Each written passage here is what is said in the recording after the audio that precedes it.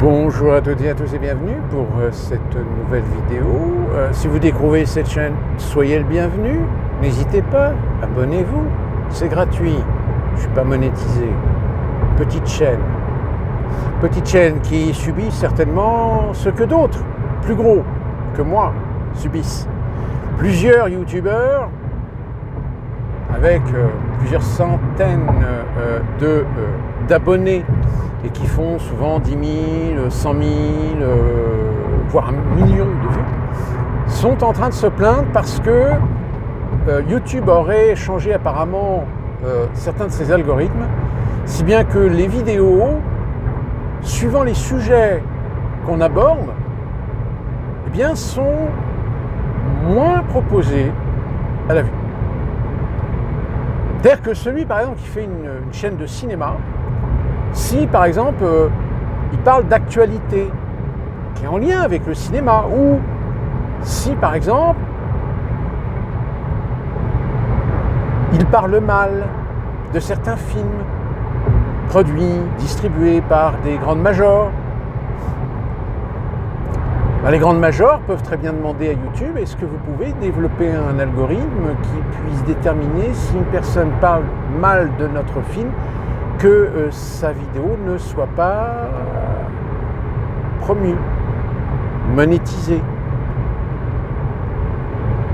Le contrôle. Nous, ça ne nous concerne pas. Vu le nombre de vues qu'on fait par vidéo, c'est pas demain la veille que je risque de remuer dans les brancards du game de YouTube. Néanmoins, quelques actus quand même assez intéressantes. Avez-vous entendu parler d'un scandale concernant l'OTAN ? Oui, il paraît que certains journalistes ont mis le doigt sur des corruptions dans l'administration de l'OTAN, genre des achats de matériel militaire, de munitions, qui auraient été peut-être surfacturés. Dessous de table. Oh, quel dommage! Surtout en ce moment, quand l'OTAN essaie de fricoter avec ce qui se passe en Ukraine. Alors oui, on les entend en ce moment, les généraux qui accentuent le discours, la Russie nous menace. Alors c'est ça qui est intéressant, parce que vous avez des gens sur les plateaux télé, quand l'Ukraine fait une contre-offensive, ah oui, ça y est, voyez, regardez, Poutine est affaibli, l'armée russe recule, oh ça y est, c'est la preuve qu'ils n'ont pas les moyens que... Et juste derrière, tu as un général, oui, alors rendez-vous compte, attention, la Russie, elle peut envahir la Pologne demain, elle peut attaquer l'Estonie, la Lettonie, la Lituanie.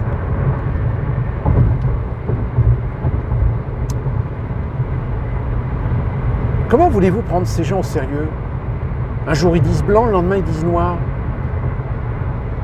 Donc la question c'est, est-ce que Poutine a les moyens militaires, matériels et humains d'attaquer la Pologne, la Lituanie, voire d'envahir l'Europe, ou d'arriver aux portes aux frontières de la France, de l'Allemagne?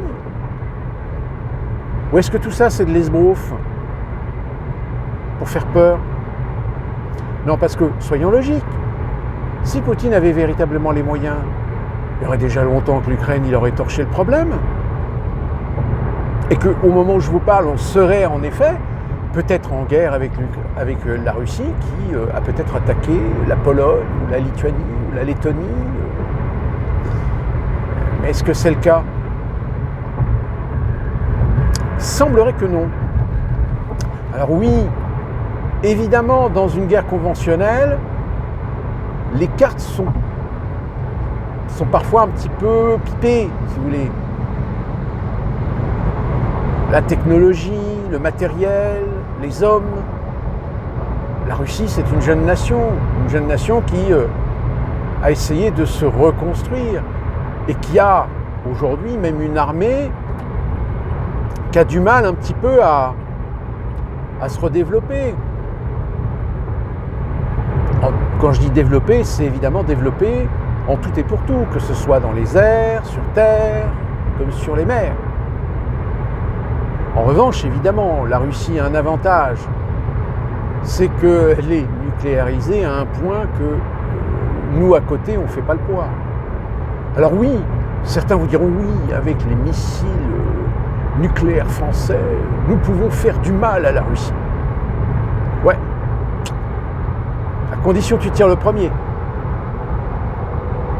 À condition que les Russes n'aient pas des contre-mesures qu'on ne connaîtrait pas, qu'on ne saurait pas que ça existe, que finalement nos missiles finiraient par même pas dépasser la frontière. Allez savoir, parce que il y a ce qu'on montre, il y a ce qu'on dit, mais militairement parlant, vous savez aussi bien que moi qu'on a tout intérêt à ne pas non plus montrer tout ce qu'on a. Il faut bien garder quelques surprises. Donc allez savoir, est-ce que les Russes n'auraient pas quelques petites surprises? Vous savez, c'est comme les Tomahawks. On vous dit oui, mais attention, les Tomahawks que nous avons, que les Américains vont donner aux Ukrainiens, c'est les Tomahawks de charge conventionnelle. Les Tomahawks avec charge nucléaire ont été déclassifiés il y a longtemps, en 2013. Oui, mais quand vous développez un produit qui vous permet d'être adaptable à différents types d'architecture, même si vous nous garantissez que les missiles Tomahawk à charge nucléaire ont été démantelés, ça ne veut pas dire que les missiles Tomahawk qu'on va filer à l'Ukraine ne pourraient pas recevoir des charges nucléaires.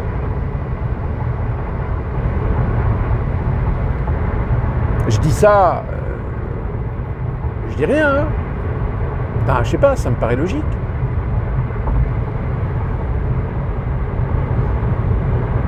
Militairement, de toute façon, on le sait que l'Europe n'est pas équipée. Alors actuellement, vous avez l'Allemagne, la Pologne, la France, qui essaient de faire un petit peu une course en se disant oui, il faut développer nos armées, etc. Ah ouais, mais bon, vous comprenez, budgétairement, on n'a qu'à faire pour commun. Ah bien sûr, oui, bien. Ouais, alors donc, qu'est-ce qu'on fait? Alors on développe un nouveau Mirage. Ah ouais, mais nous les Allemands, vous comprenez, vous les Français, vous êtes gentils, mais on va faire nos propres avions. Hein. Comment voulez-vous faire une armée européenne si déjà vous n'arrivez pas à vous entendre entre vous pour développer des armes? Puis attention, c'est pareil.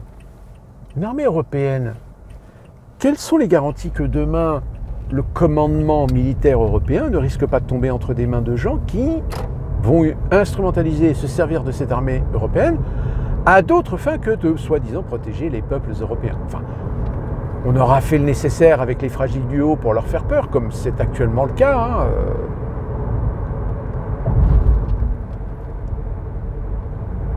Parce que vous savez, régner par la peur, ça date pas d'hier. C'est pas une stratégie qu'on a développée ces dernières décennies. Ça a toujours existé. On a toujours fait peur aux gens pour réussir à obtenir le consentement de ce que, en temps normal, le peuple ne donnerait pas. Je rappelle que vous avez quand même connu un superbe laboratoire avec le Covid. Et même encore aujourd'hui. Vous avez des gens qui vous traitent de complotistes si vous avez le malheur de poser des questions, le malheur de faire un constat. Là, Raoul, il a eu le malheur chez Hanouna de dire oui, aujourd'hui, on a une démonstration qu'il y a peut-être en effet un lien de cause à effet avec une augmentation des cancers et la vaccination. Ah ben, je peux vous dire que là, tout de suite, il y en a, ils ont épluché les dossiers, hein. Ils se disent ouais, Raoul, il dit n'importe quoi, il dit que des conneries, il n'y a aucun lien, c'est pas établi, il y a des chiffres, mais les chiffres, on les interprète, on dit ce qu'on veut. Donc, continuer à faire croire à des gens qu'il faut se faire vacciner contre le Covid tous les ans. Là, en ce moment, aussi aux États-Unis, c'est pareil. Hein. Alors, c'est pas obligatoire, hein, mais là, on est dans la période où c'est toutes les semaines. Toutes les semaines, la pharmacie où vous allez chercher vos ordonnances, etc., vous envoie un petit message. Oui, vous êtes éligible pour la vaccination contre la grippe, blablabla. Bah oui, leur intérêt, c'est de vendre. C'est de vendre parce que c'est la compagnie d'assurance qui paye. Donc toutes les sociétés qui font de la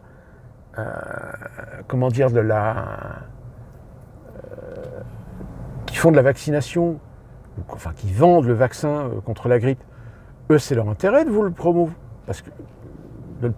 parce que ils savent que votre assurance santé, elle va payer. C'est du business. Ce n'est rien que du business. Alors imaginez avec des gens hypocondriaques, mais vous réussissez à leur faire acheter n'importe quel vaccin, ces gens-là. Parce que entre être hypocondriaque et avoir peur de son ombre, il y a un chemin qui est assez court. Hein. Et les gens qui ont peur de leur ombre, il y en a quand même un sacré paquet. Hein. Donc,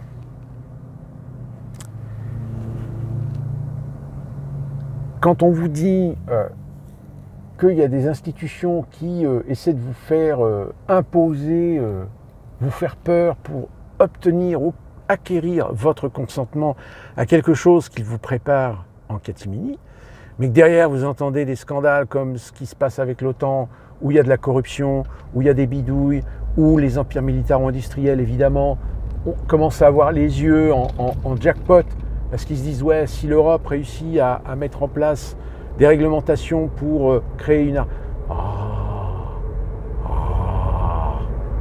on veut notre part du gâteau. Puis, étrangement, hein, c'est quand on n'arrivera pas à se mettre d'accord pour concevoir des armes, des avions communs, etc., les Américains, ils disent bon allez, achetez-nous nos F-16, achetez nos armes, etc. Pourquoi vous emmerder à investir pour développer des trucs ? Tout simplement parce qu'on appelle ça la souveraineté. La France avait une souveraineté militaire. Elle avait ses Mirages, elle avait ses chars, elle avait ses armes, elle avait ses munitions.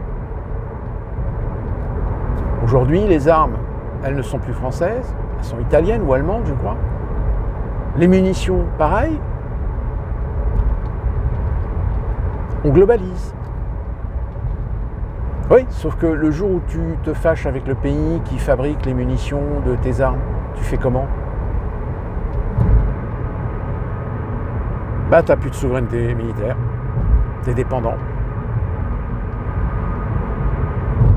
Parce que bon, aujourd'hui, évidemment, quand vous avez les Américains qui vendent des F-16, etc., derrière, c'est toute la maintenance. C'est la garantie que ces pays achètent des pièces. Ah oui, une maintenance de 3 ou 5 ans, mais... à terme, c'est comme votre voiture. Hein. Vos voitures, depuis 50 ans, on met toujours plus de gadgets dedans. Évidemment, du gadget qui est en obsolescence programmée, de telle manière à ce que, à un moment, tôt ou tard, vous êtes obligé de le changer. Et en général, on s'arrange toujours pour que vous le changiez en dehors de la garantie d'achat quand vous achetez neuf.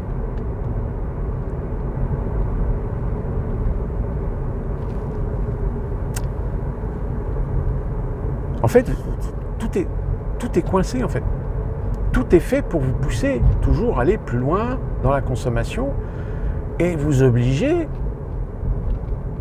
à prendre des outils qui de toute façon, assureront la rentabilité à ceux qui les fabriquent.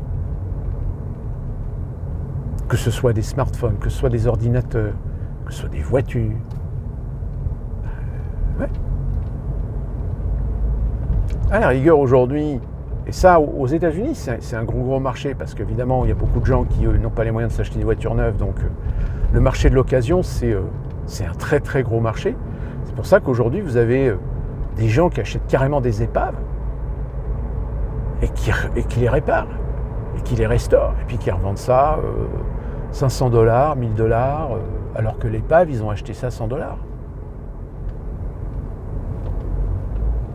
Alors ça devient plus compliqué avec les voitures neuves, parce que pour trouver les pièces, etc., c'est compliqué. Mais ici aux États-Unis, alors en France, le problème il est résolu, puisqu'on fera toujours en sorte de telle manière à ce que plus personne ne possède de voiture de plus de 10 ans. C'est-à-dire qu'à un moment donné, ta voiture, on va toujours trouver un truc, elle est trop polluante, elle est trop ceci, de toute façon il n'y a plus de pièces, ou alors les pièces, il faut les importer d'Argentine, donc ça va vous coûter 2 fois plus cher, etc. Donc je pense que... alors qu'ici aux États-Unis, vous pouvez acheter une vieille bagnole et vous trouverez toujours des gens qui gardent des pièces et qui sont prêts à les revendre sans que ça vous coûte les yeux de la tête. Parce qu'ils le savent de toute façon. Ils ne peuvent pas faire comme ils font en Europe actuellement. Parce que s'ils font ça aux États-Unis, ça veut dire qu'il y a énormément de gens qui ne vont plus pouvoir se déplacer. Donc si les gens ne peuvent plus se déplacer, ça veut dire que quand ils ont du travail ou quand ils cherchent du travail, il faut qu'ils trouvent du travail à côté de chez eux. Sinon, s'ils ne trouvent pas de travail à côté de chez eux, c'est l'État fédéral, c'est l'État qui va devoir les aider. Puis ça coûte cher.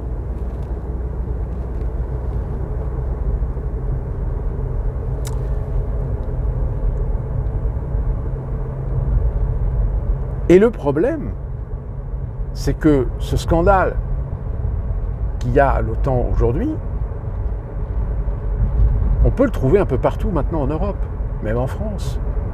C'est-à-dire quand vous voyez l'état dans lequel se trouve l'État aujourd'hui, la fonction publique, le gouvernement, etc., dites-vous bien qu'il y en a dans ces milieux-là qui doivent croquer, mais alors, comme c'est pas permis. Regardez là, le coup de Hidalgo, classé. Donc elle peut continuer comme ça à se faire payer des vêtements de marque, du Gucci, du Chanel, etc., aux frais du contribuable. Ça pose aucun problème.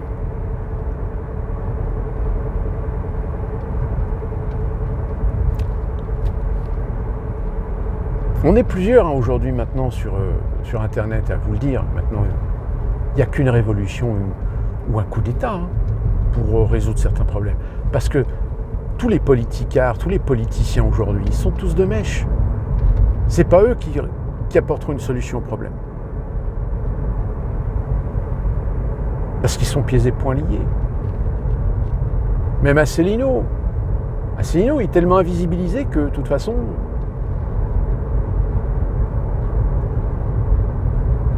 Et puis même si vous mettez Mélenchon en 2028 à l'Élysée, vous vous rendrez compte que, en réalité,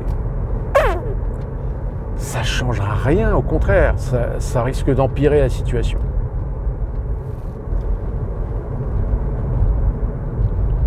Quant aux États-Unis, alors là, de toute façon, je vais vous dire...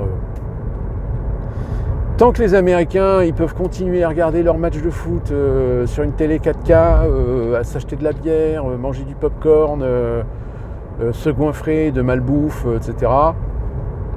Tu mets un Trump, un Obama ou un Biden à la Maison Blanche, ça change pas grand-chose. Parce que vous avez vu, avec la grande manif qu'il y a eu récemment, est-ce qu'il y a eu un chamboulement? Non. Ça a eu l'effet d'un pet de mouche. C'est-à-dire qu'à la limite, on s'en fout. Alors ils essaient de faire des efforts pour essayer de stabiliser un peu les prix, justement, pour éviter que là, l'essence, pareil. Là, ils essaient de faire en sorte que dans chaque État, l'essence reste stable, parce que c'est quand même important. Nous ne pouvons pas vivre aux États-Unis sans pouvoir nous déplacer avec une voiture. Je pense que ça, j'ai pas besoin de vous le raconter. Parce que les distances sont tellement grandes que quand je vois mon beau-frère qui, pour aller chez le coiffeur, met 1h30 de voiture, à un moment donné, tu te dis, pourquoi tu vas Ah, parce qu'il est bien. Ah, mais il est quand même à 1h30 de bagnole. Pas très écolo quand même. Hein. On est loin des villes à 15 minutes. Loin de douche. Donc, si je trouve l'info, je vous la mettrai en lien en description pour que vous puissiez constater par vous-même. Mais c'est en train de s'effondrer un petit peu partout, hein, de toute façon, je pense. Ah, même en France, là, vous avez une campagne de communication pour dire est-ce que les Français sont prêts à avoir un gay à l'Élysée? Là, je parle d'Attal. Hein. Ils en sont là. Est-ce que tu vas voter pour un mec parce qu'il est gay ou est-ce qu'il est compétent?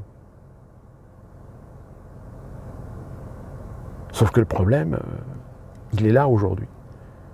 C'est qu'il y a des gens qui votent pour une personnalité. Ils n'iront jamais chercher à savoir si la personnalité en question est compétente. Non, parce qu'il présente bien. On a bien des vieux qui ont voté pour Macron parce que il est jeune, il est dynamique. Oui, mais son programme... ouais, enfin, j'ai pas eu le temps de lire, mais il est jeune et dynamique. Ouais, il est jeune et dynamique pour te ruiner. Et si t'as pas encore compris ça, au bout de 7 ans, 8 ans, t'es un cas désespéré. Hein. Sur ce, je vous laisse méditer sur la question. Si vous avez vous-même des infos croustillantes sur ce qui se passe en France actuellement, mais qui passent,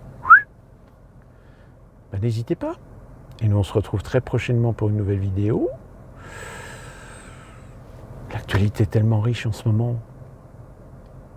Il y a juste à piocher.